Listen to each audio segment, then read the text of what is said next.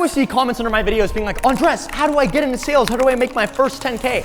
And the issue is everybody is giving you bullshit advice online. And that's probably why you feel like, damn, I want to succeed so bad. Like I really, really want it, but for some reason, nothing's happening. And it's because all this advice is like, oh, just work really hard, work 16 hours a day, go into monk mode, lower your dopamine, buy a $10,000 course. It's the best thing in the world that's going to change everything for you. Or even, and these are the ones that actually piss me off. The people that are like, oh, don't say contract, say agreement. Don't say price, say investment. Like, do you really think that is the difference between somebody paying $10,000 or paying $0? No, that's not how you actually make money in sales. I made $220,000 profit last month through sales at 18 years old, the same month that I turned 18. But when I first started at 16 years old, I did not follow any of that generic advice. I took a completely different approach. So today, I'm gonna show you exactly what I would do if I had to start over in sales and make $10,000 in the next 90 days. And no, I'm not gonna show you the typical motivational BS or somebody trying to sell you some $10,000 course or nurture you so eventually you buy it, because I don't even have a program. I'm gonna show you the actual blueprint it took me to do that originally in my career, and even what I would do if I were to start again. I'm gonna go over number 1, how to get an offer, number 2, the exact script that you can follow,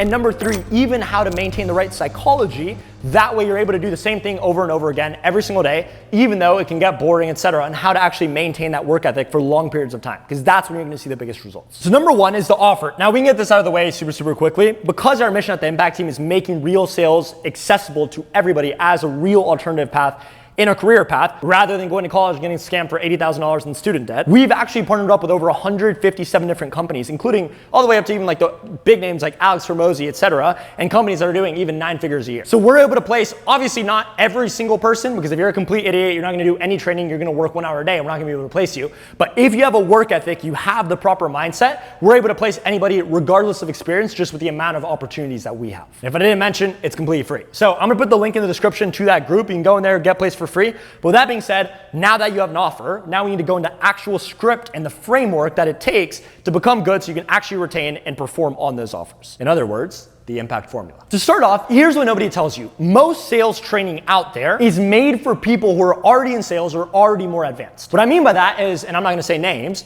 you hear people online that they're like, oh, has that had an impact on you? And it's like, motherfucker, I'm 18. These dudes are 20, 21. That sounds nothing like them. I'm Gen Z. We're scrolling on TikTok and Instagram all day. Does that sound anything like me? No. So if I try and use a process and a script and learn from somebody who sounds absolutely nothing like me, then I'm gonna sound inauthentic, ingenuine, and people can feel that on a call. So I will not perform. They teach you advanced closing techniques when you can't even get somebody to stay on a call. They teach you advanced objection handling techniques when you haven't even learned how to build a gap between where somebody is now and where they want to be. When you're making $0, you don't need to learn 47 different closing techniques and questions and tonalities and all these different things. You need one simple process to follow consistently. And that's the same way when I was 16 years old, I was able to go from 0 to 15K a month so quickly while in school, is because again, I just followed one process, and it's now what we call the impact formula. Now here's the key though. What people miss is after you have the process that you've decided on, that you feel comfortable with, that's very, very simple, what you need is the focus. Because you could have the best process in the world, but if you don't master it, you don't internalize it, you don't focus on it, nothing's gonna happen at all. The example I always give is, before I went into sales and business, I used to be a semi-pro soccer player. I did it for like a month,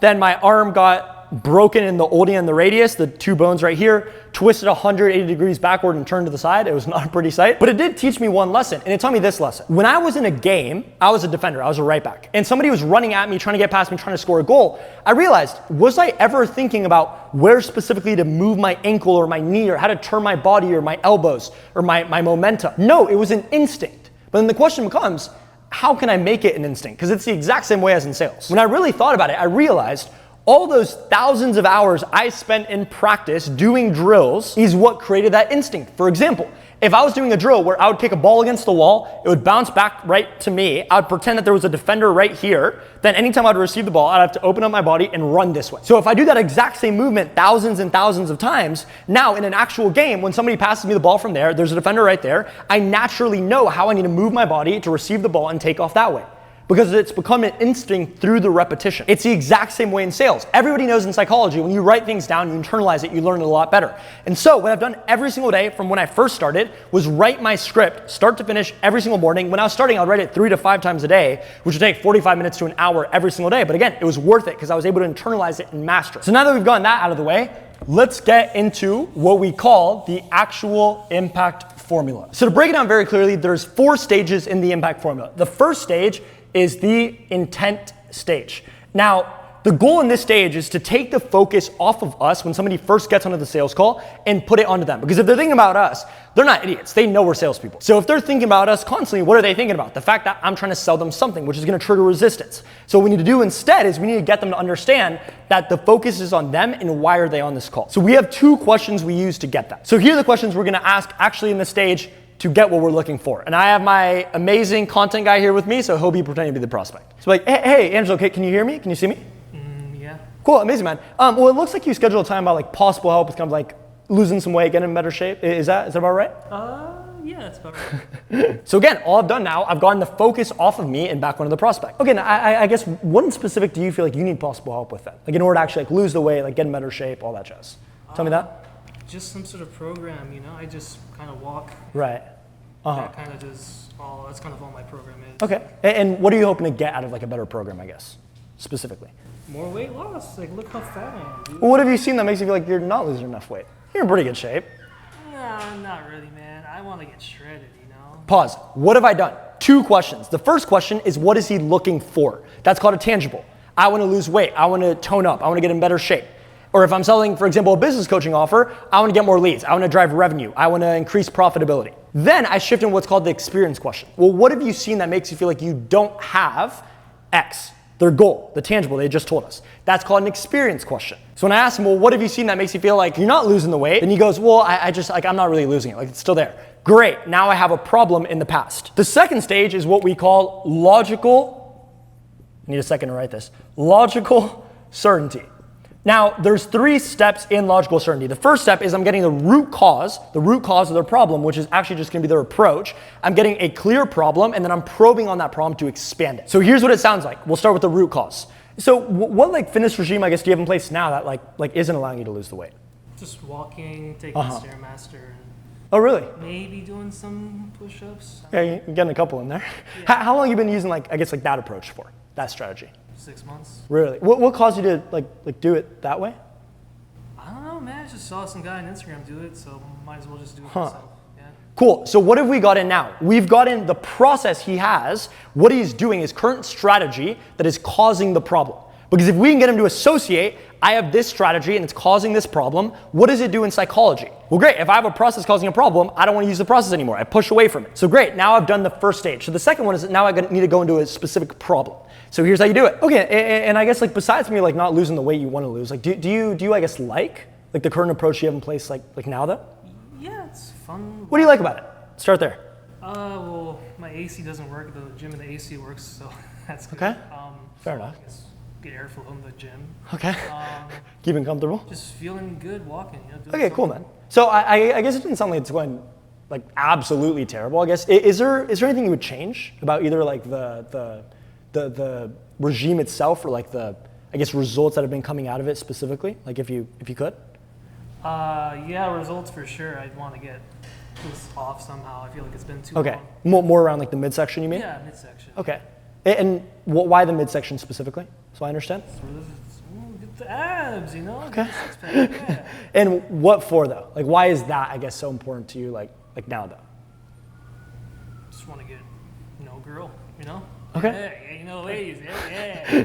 You haven't been able to get like a specific one or what? No. Really? Yeah. How long have you noticed that for, by the way? To where like we're not really able to lose around the midsection, so maybe not getting the women we want. All my life, in all honesty, yeah. Really? Yeah, ever since college. And I guess without kind of assuming anything, and I ask this because I care, like as a coach, like you not kind of being able to lose that weight, how has that had an impact, I guess, on like your ability to like have the relationships you want to have? Just feel like I can't approach a girl at all. Really? And I feel you, man. Like I've been in those shoes before. Yeah.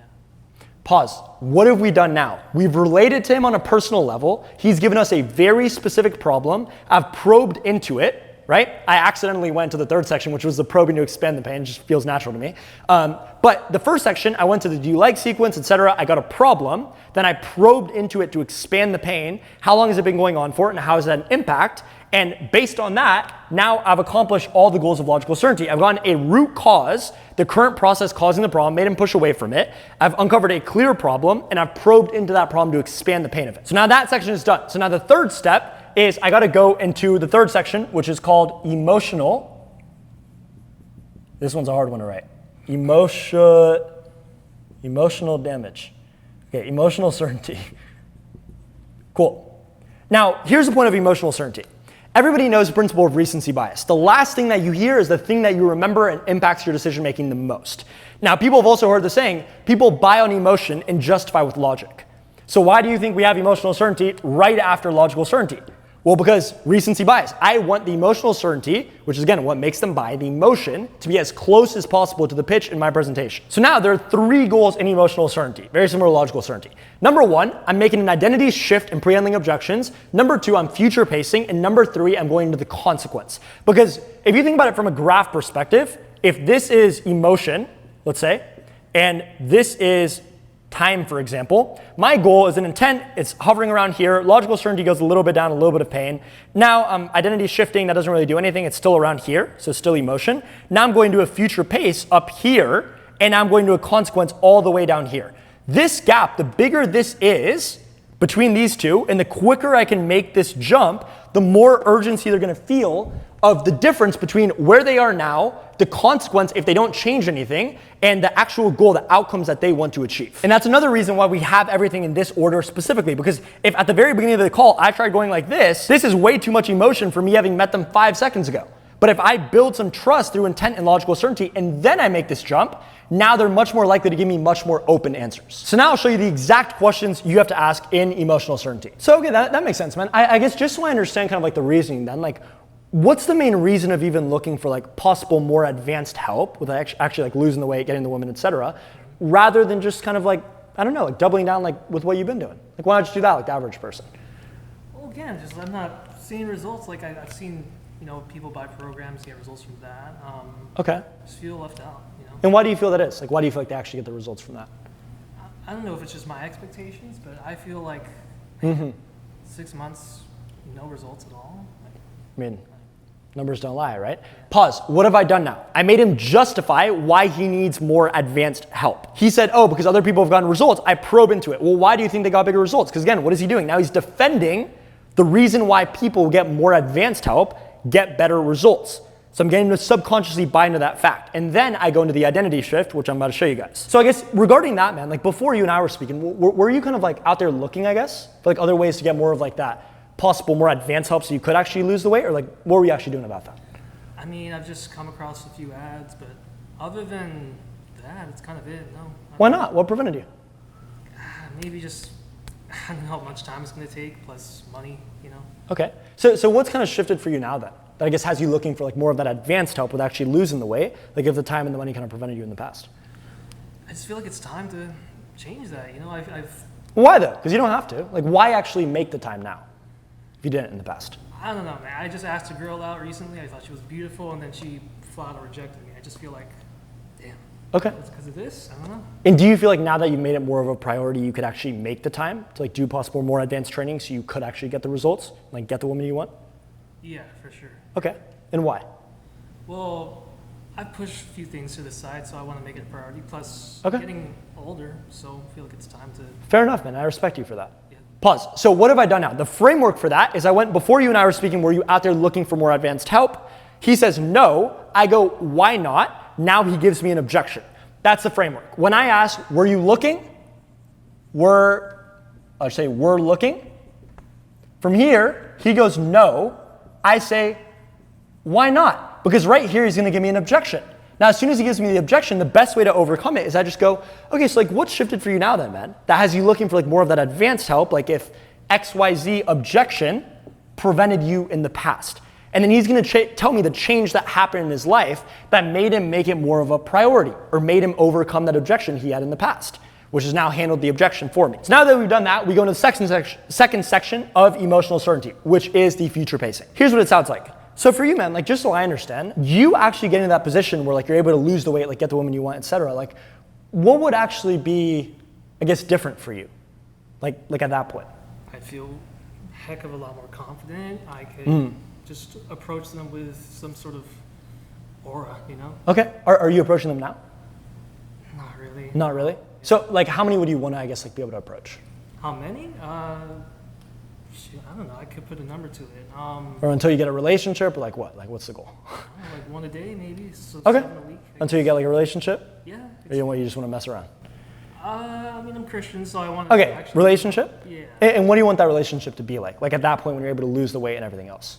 Like are you hanging out every weekend, going to the movies? Like what are you doing? Yeah, hanging out every day. You know, being a little bit intimate sometimes. Okay.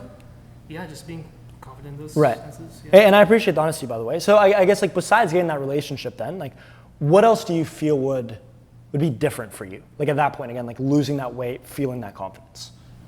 Be less lonely and be happier in life. How do you mean by that, like less lonely? I'm single, man.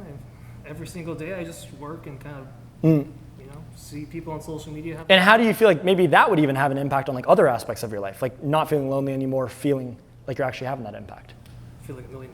Yeah, happy. And what do you think would be different in other aspects of your life even at that point? Because that's honestly what pushes people most of the time. Well, maybe I can push myself harder at work, you know, make enough money to start a family, you know. I love that. Yeah. Pause. So what have I done now? I've taken the problem, I've expanded it into a future pace, and I've probed on the future pace to make him feel emotion around it. That's the key. If I make him visualize an actual experience, if he just goes, oh, I just want to have a relationship, and I move on, there's no emotion attached to that. It's just words. But if I get I want to have a relationship and I probe into it, okay, great. How often are you guys meeting up? What are you guys doing? And honestly, in a real call, I would have gone a little bit deeper. It just would have taken a little bit too long for this video. But it makes them actually visualize what is this outcome? What is the life that I'm going to have at that point? Because everybody knows images in the human mind have emotion attached to them. If I tell you right now, think about the worst experience, the worst memory you've ever had in your entire life, you're naturally going to feel negative emotion as well.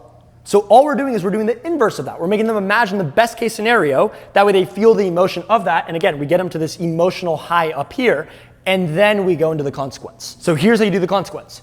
So in your eyes, man, like if I can ask on the flip side, what actually happens if you continue on the current trajectory, like the current path, the same mindset, the same skill set, to where we're not able to lose the weight, we're not having those relationships we want to have for the next 2 days, 2 weeks, 2 months, even 2 years, man?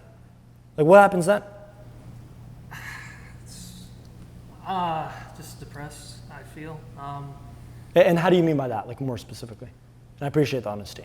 Well, you've opened up my eyes, man. I'm kind of just, how much longer am I going to stay this level, not really interacting with anybody too? Yeah, because what do you think it would mean actually like on a day-to-day basis? Like you being in that position where like, we haven't lost the weight, we don't have the relationships, we're not able to make more money at work because we're not as focused.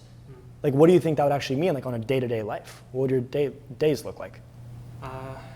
Just unmotivated, maybe. Really? I'd probably want to scroll on my phone all day, take the edge off there. Have you noticed a little bit of that now, to where like we're scrolling and stuff because like we don't feel the motivation? Definitely, yeah. Really? Again, I guess besides that, then, like what else do you think would happen on a day-to-day basis? Well, my parents wouldn't be proud of me. I want to start a family. I want to give them, you know, grandkids. Want to make them have that part of their life there. Yeah. Yeah. And that version of you, man, like, again, I ask this like as a coach because I want you to have the motivation to actually succeed. That version of you that like doesn't feel like his parents are proud of him, hasn't been able to lose the weight, isn't able to focus, keep scrolling, etc. Like, how does that guy, I guess, feel about his life, about his impact, his motivation? It just sucks. Okay. Waste of a life. Yeah. So pause. What have we done here?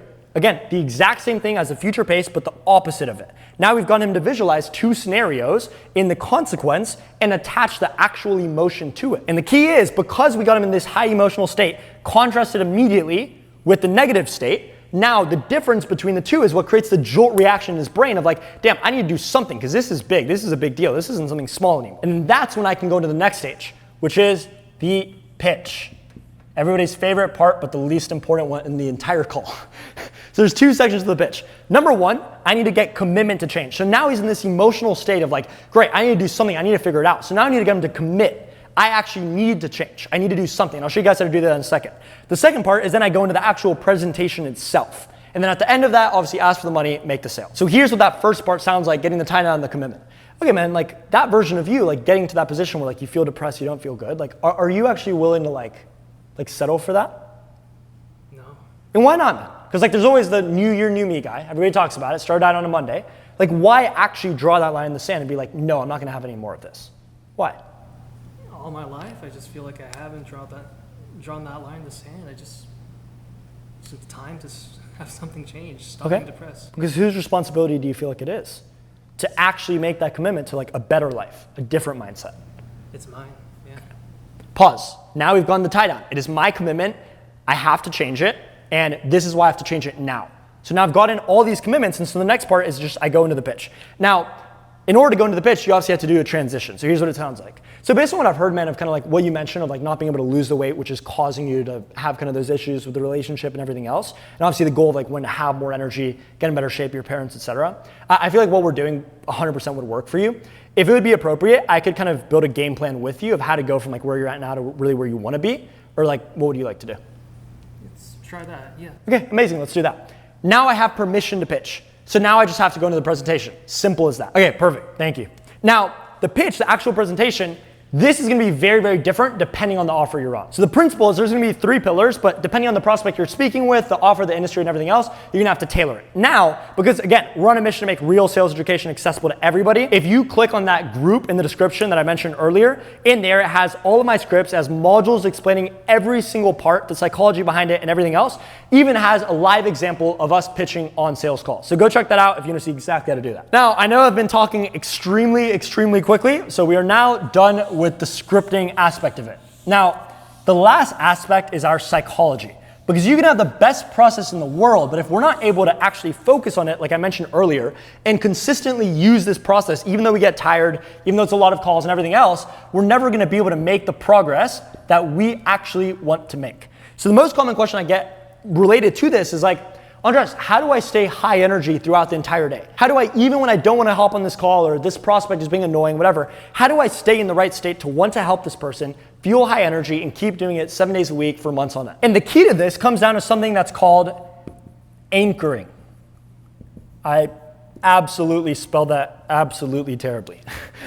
But here's what anchoring is. If you think about states, what I mean by a state is everybody's been in a state, an emotion where you feel down, you feel tired, you're all over the place where you can't even remember how to spell your own first name. And everybody's also been in a state where you're super high energy, you want to help people, you want to get after it. And you can remember things that happened 10 years ago that you didn't even know happened.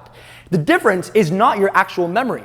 It's not what you remember. It's not how your brain cells work or anything else. It's purely the state that you're in. Because if you could constantly be in that peak state of, I'm gonna figure it out, I'm gonna find a way, there's nothing that could stop you ever in this world. Whether it's sales, whether it's business, anything else. And again, anchoring is how we get into those states. Now there's many different things that could be anchors. For example, going back to the exercise we did earlier, if you think about right now the worst memory you've ever had, the worst thing that's ever happened in your entire life, you feel a certain state, a certain emotion attached to that. Now, anchors can come in all shapes and sizes. It could be memories. It could be physical exercises. It could be something that somebody tells you on a call. It could be certain places even. You go back to your hometown, now you feel tired, you feel small again. But the most effective one is things that are physical. For example, if I told you right now, if you were super tired right now, super down, you don't want to work, you can't think about anything, and I told you to go down right now and do 5 minutes of push-ups straight, I promise you, after 5 minutes of push-ups, and if you're tired, go do it right now, you will not feel tired anymore. I can promise you that. Now, the thing about that example is, in this situation, you're doing it purely from the physical exercise.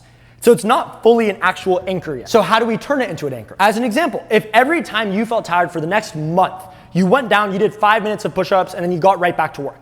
Eventually, your brain would start making the connection between, I feel tired, I do push-ups, I don't feel tired anymore.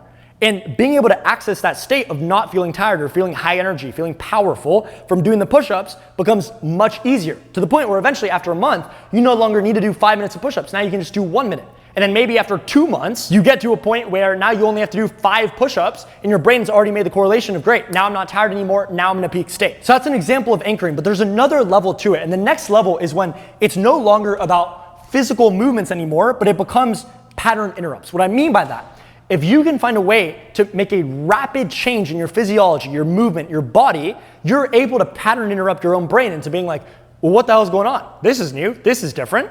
And so it makes you more suggestible to a new state, to thinking in a different way. And so if you're able to combine a physical anchor, something that changes your physiology, with a pattern interrupt, that's the best case scenario. So the question you're probably wondering is, okay, how do I do it? What's my pattern interrupt and physiological change that I make? And I actually learned this one from the billionaire Tony Robbins, where he has a thing where he moves his arms really, really fast like this, and he breathes in and out like really fast at the same time that he does it. Now, obviously, this is not a normal movement to make. So when you do this, it is changing your physiology and it's pattern interrupting your brain of like, okay, this is something different. I'm not used to this. What the hell is going on? So at the beginning, I had to do that for like 2 or 3 minutes. I had to do sets because if not, I'd run out of breath. I had to do sets of it. And after 2 or 3 minutes, I'd feel the change in my state. But after I did it for long enough, now I get to the point where before recording any video, before any meeting, before any call, any appointment, anything, I always do this.